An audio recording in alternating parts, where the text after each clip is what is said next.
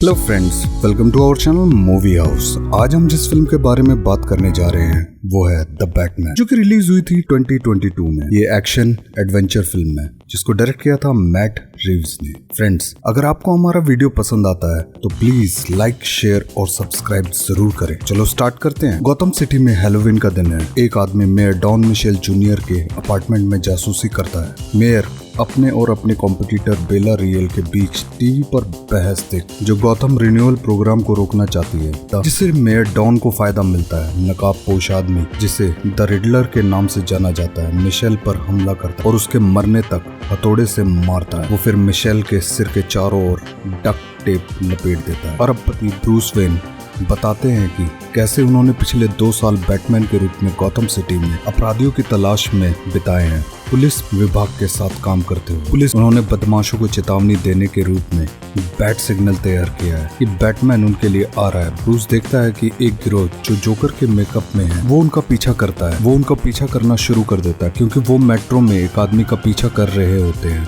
ताकि वो उसको लूट सके। इससे पहले कि वो उस आदमी को लूट सके, ब्रूस बैटमैन के रूप में मेट्रो में पहुंच जाता है और उनकी धुलाई कर देता है और अपने बदले की घोषणा करता है। बैटमैन लेफ्टिनेंट जेम्स गॉर्डन के साथ मिशेल की हत्या की जांच में शामिल होता है। रिडलर ने बैटमैन के लिए लिखा एक कार्ड छोड़ा था। साथ ही उस कार्ड में एक पहेली और एक क्लू था, झूठा मरने पर क्या करता है। कमिश्नर पीट सैवेज बैटमैन को जांच में शामिल होने की अनुमति देने के लिए गॉर्डन को बाहर निकालने के लिए आता है। भले ही रिडलर का इरादा बैटमैन को वहां रहने का था, तभी बैटमैन पहेली सॉल्व कर देता है जिसका आंसर होता है कि वो अभी भी झूठा है। ब्रूस बैटकेव में लौटता है और अपने बटलर एल्फ्रेड के साथ क्लू के भीतर एक कोड को ढूंढता है जो उन्हें पेन ड्राइव खोजने के लिए प्रेरित करता है। गॉर्डन के साथ मिशेल के गैरेज में एक कार ढूंढने के लिए जाता है जिसे तोड़ा गया था और जिसमें मिशेल के कटे हुए अंगूठे के साथ एक पेन ड्राइव भी थी। साथ में वे आइसबर्ग लाउंज नामक एक क्लब में अनिका नाम की एक महिला के साथ मिशेल की आपत्तिजनक तस्वीरें देखते। बैटमैन आइसबर्ग लाउंज में माफिया पेंगुइन से बात करने जाता है। दरवाजे पर बाउंसर उसे रोक देते हैं, जिसके बाद बैटमैन अपने चित परिचित अंदाज में उन गुंडों की धुलाई किए जाने के बाद बैटमैन सीधे पेंगुइन से मिलने चला जाता है। वो पेंगुइन से मिशेल और अनिका के बारे में पूछता है, लेकिन वो कुछ भी नहीं जानता, ऐसा वो दावा करता है। तभी बैटमैन एक युवा महिला सेलिना काइल को नोटिस करता है जो क्लब में काम कर रही है, जो ड्रॉप नामक ड्रग्स बेच रही है। ब्रूस सेलिना पर नजर रखता है क्योंकि वो अपने अपार्टमेंट को अनिका के साथ शेयर करती है। बैटमैन और गॉर्डन पेन ड्राइव से फाइलें खोल ले जाने के बाद वे ऑटोमेटिकली लीक होने लगती है। बाद में काइल और अनिका मिशेल के साथ तस्वीरों को समाचार में देखती है, जिसे देखकर अनिका डर जाती है। अनिका के बिस्तर पर जाने के बाद सेलिना कैटवुमन के रूप में बाहर निकल और मिशेल के अपार्टमेंट में जाती है जो अब एक बंद अपराध स्थल है। बैटमैन को पता चलता है कि काइल अनिका के बारे में जो भी जानकारी पा सकती है उसे हत्याने की कोशिश कर रही है। वे उसके अपार्टमेंट में वापस जाते हैं और पाते हैं कि अनिका गायब है। इसके अलावा वे समाचार देखते हैं कि रिडलर ने सैवेज को मार डाला है। साथ ही रिडलर द्वारा भेजे गए एक वायरल वीडियो देखते हैं जिसमें कहा गया है कि मिशेल और सैवेज अच्छे आदमी नहीं थे जो कि सभी को विश्वास दिलाया गया था। उसने सैवेज को एक ऐसे उपकरण से जोड़ दिया है जहाँ 2 चूहे उसे कुतरेंगे और उसे मौत के घाट उतार देंगे। बैटमैन और गॉर्डन सैवेज की मौत की जांच करते हैं और अधिक आपत्तिजनक तस्वीरें मिलती हैं, पर सैवेज को एक ड्रॉप डीलर के साथ काम करते हुए दिखाया गया। वे बैटमैन के लिए एक और पहेली और क्लू के साथ एक और संदेश ढूंढते हैं जो बैटमैन के लिए छोड़ा गया था, जिसमें एल राता अलादा यानी कि पंखों वाला चूहा पढ़ा जाता है। रिडलर का सुझाव है कि जिन लोगों को वो निशाना बना रहा है उनके समूह में एक चूहा है। बैटमैन सेलिना को द 44 बॉटम आइसबर्ग लाउंज में जाने के लिए मना लेता है। वो उसे उपयोग करने के लिए कैमरा कॉन्टेक्ट लेंस देता है ताकि वो देख सके कि क्लब के अंदर क्या हो रहा है और कौन लोग वहां जाते हैं। वे पाते हैं कि शहर के कई अधिकारी आपराधिक संबंधों वाले मेहमान हैं, जिनमें जिला अटॉर्नी गिल कॉल्सन शामिल है। वो डिपार्टमेंट के अंदर एक चूहे के बारे में बात करता है जिसे प्रोटेक्ट किया जा रहा है, जबकि वहाँ एक दूसरी महिला अनिका का जिक्र करती है। सेलिना उसका पीछा करती है लेकिन कुछ खास कामयाबी नहीं मिलती है। वो पेंगुइन के साथ साथ क्राइम बॉस कारमाइन फाल्कोन से मिलती है जो सेलिना को पहले से जानता है। सेलिना बैटमैन को ये कहकर कॉन्टेक्ट लेंस उतार देती है कि वो जारी नहीं रख सकती और फिर कैब लेकर निकल जाती है। कॉल्सन अपनी कार में वापस जाता है और रिडलर उस पर हमला करता है और उसके गले में एक उपकरण रखता है। ब्रूस मिशेल के अंतिम संस्कार में शामिल होता है जहाँ वो पेंगुइन और फाल्कोनी से मिलता है। बाद में ब्रूस को याद आता है कि उसके पिता थॉमस ने फाल्कोनी को गोली लगने के बाद उसकी जान बचाई थी। इसी दौरान कॉल्सन की कार चर्च में टकराती है। वो अपने गले में एक बम, अपने हाथ में एक फोन टेप और बैटमैन के लिए एक संदेश के साथ कार से बाहर निकलता है। बैटमैन अंदर आता है और रिडलर की कॉल का जवाब देता है। रिडलर बम को एक्टिव करना शुरू कर देता है और कॉल्सन को अपनी जान बचाने के लिए पहेलियों के हल करने के लिए देता है। बैटमैन पहेलियों को सुलझाने में उसकी मदद करता है, लेकिन जब रिडलर कॉल्सन को माफिया मरोनी के खिलाफ मामले में चूहे का नाम बताने के लिए कहता है तो वो मरने का विकल्प चुनता है क्योंकि चूहे का नाम बताने से उसके परिवार की जान चली जाएगी। कॉल्सन खुद को बम से उड़ा देता है और बैटमैन विस्फोट से बेहोश हो जाता है। बैटमैन पुलिस स्टेशन में उठता है और कई अधिकारियों से लड़ता है। गॉर्डन उसे शांत करता है और उससे पर्सनली बात करता है। बैटमैन गॉर्डन को बताता है कि पुलिस स्टेशन में से एक क्लब 44 में देखा गया था। गॉर्डन बैटमैन को बचाने के लिए फ्लाइट सूट का उपयोग करने से पहले गॉर्डन के चेहरे पर मुक्का मारकर उसे भागने में मदद करता है। वो एक पुल के नीचे जाने से ठीक पहले अपना पैराशूट खोलता है जिसके रिजल्ट में वो क्रैश लैंडिंग करता है। बैटमैन और गॉर्डन मानते हैं कि पेंगुइन ही चूहा है, इसलिए वे उसे ड्रग डील में उसका पीछा करते हैं। बैटमैन कैटवुमन को अपने मिशन पर पकड़ता है जहां उन्हें एक कार की डिक्की में अनिका की बॉडी मिलती है। कैटवुमन पेंगुइन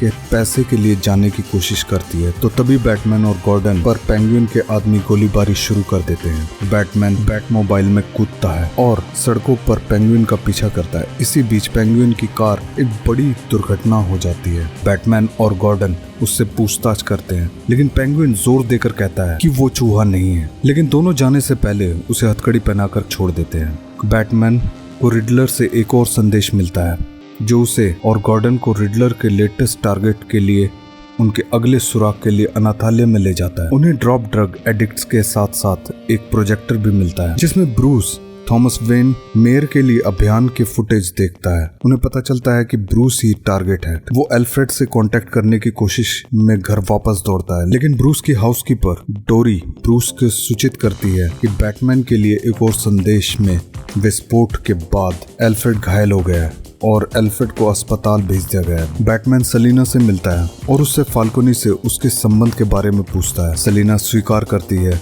कि वो उसकी बेटी है। उसकी माँ मारिया उसी क्लब में काम किया करती थी और उसकी हत्या कर दी गई थी और फाल्कोनी ने कभी भी सेलिना की जिम्मेदारी नहीं ली, इसलिए वो उसके सारे पैसे चोरी करना चाहती है जिसकी वो हकदार है। बैटमैन सेलिना के इमोशन समझता है और एक रोमांटिक पल में एक दूसरे को किस करते हैं। रिडलर का एक और वीडियो वायरल होता है जिससे पता चलता है कि वेन और अखराम फैमिली के बीच एक काला इतिहास है।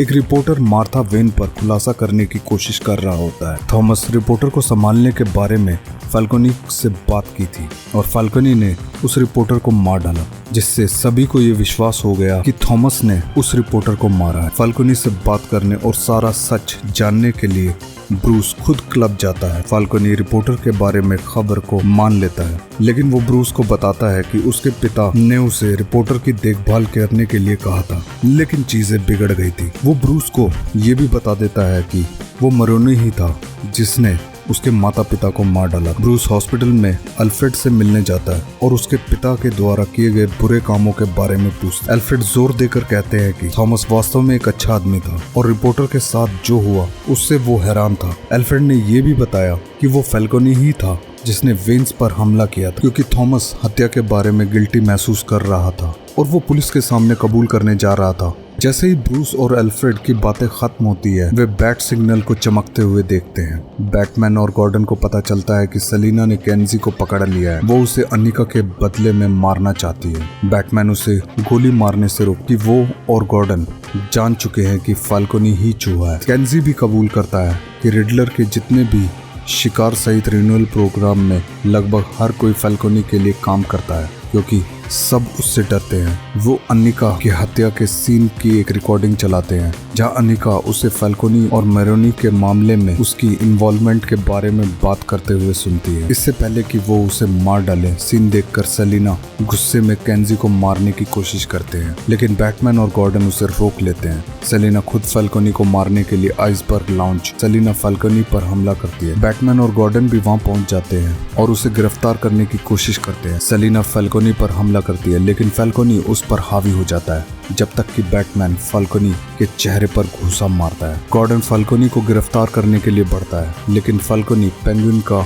अपमान करके उसको उकसाने की कोशिश करता है। पेंगुइन गन निकालता है, लेकिन कोई और ही पीछे से गोली चलाता है और फाल्कोनी को मार देता है। बैटमैन अपार्टमेंट की खिड़की से रिडलर को ढूंढता है। पुलिस अपार्टमेंट में दौड़ती है, लेकिन उसे खाली पाती है। लेकिन तभी उन्हें टिप मिलती है कि उन्होंने रिडलर को भागते हुए देखा। वो नीचे वहाँ डिनर कर रहा है। पुलिस वहाँ जाती है और बिना किसी हंगामे के रिडलर को गिरफ्तार कर लेती है। अधिकारियों को पता चलता है कि रिडलर का असली नाम एडवर्ड नेस्टन है और वो एक अकाउंटेंट है। बैटमैन रिडलर से बात करने जाता है। रिडलर बैटमैन को बताता है कि उसने ब्रूस वेन का किस तरह से ध्यान आकर्षित किया, क्योंकि नेस्टन भी एक अनाथ था जिसे ब्रूस की तुलना में बहुत गरीबी के दिन देखने पड़े। उसका मानना है कि बैटमैन उसकी साइड में है, लेकिन बैटमैन उसे बकवास बताता। रिडलर अब अपने आखिरी प्लान के बारे में बताता है, जिसका पता लगाने में बैटमैन नाकामयाब रहा। बैटमैन रिडलर के अपार्टमेंट में वापस जाता है और एक एनक्रिप्टेड वीडियो को देखता है और दूसरे पुलिस वाले की मदद से उसे खोलता है, जहां रिडलर अपने फॉलोअर्स से बात करते हुए दिखाई देता है और उन्हें उकसाते हुए बोलता है कि उन्हें हार्बर के पास वाली सारी दीवारें तोड़नी होंगी। साथ ही बोलता है इलेक्शन नाइट को पूरे शहर में बाढ़ लानी है। जल्दी हार्बर की दीवारों में धमाके होने शुरू हो जाते हैं और पूरे शहर में पानी भरने लगता है। सभी गौतम स्क्वायर यार्ड पर इकट्ठा हुए होते हैं, जहां रियल को मेयर चुना जाना था, लेकिन पानी भरने की वजह से सब में भगदड़ हो जाती है। ऑफिसर सभी लोगों को ज्यादा से ज्यादा ऊंचाई पर पहुंचाने की कोशिश करते हैं। रिडलर्स के फॉलोअर्स अपने हथियारों के साथ वहां पहुंच जाते हैं। अब बात उनकी जान पर बन जाती है। गॉर्डन सारी सिक्योरिटी की जिम्मेदारी संभालता है। तभी रिडलर के फॉलोअर्स में से एक रियल की बाजू में गोली मारता है, लेकिन गॉर्डन रियल को बचाकर निकाल लेता है और तभी बैटमैन एंट्री करता है और सब फॉलोअर्स की धुलाई करना शुरू कर देता है। बैटमैन की मदद के लिए काइल भी पहुंच जाती है। तभी पानी बिल्डिंग से टकराता है और पानी का स्तर बढ़ने लगता है। बैटमैन आग जलाता है और लोगों को सेफ जोन की ओर लेकर आगे बढ़ता है और सबको बचा लेता है। इसके बाद रिडलर रोता है क्योंकि वो इस खबर को देखता है कि उसकी प्लान कैसे नाकामयाब हो गया, लेकिन उसका सेलमेट उसे शांत होने के लिए कहता है और उसका दोस्त बनने की पेशकश करता है, ये जानते हुए कि वे अपनी प्रतिभा को अच्छे उपयोग में ला सकते हैं। दोनों फिर भयंकर अंदाज में हंसते हैं। बैटमैन सेलिना से मिलता है जो गौतम को छोड़ने का प्लान कर रही है, क्योंकि वो अब नई शुरुआत करना चाहती है। दोनों अपनी अपनी बाइक पर अलग अलग रास्ते की ओर निकल जाते हैं और इसी के साथ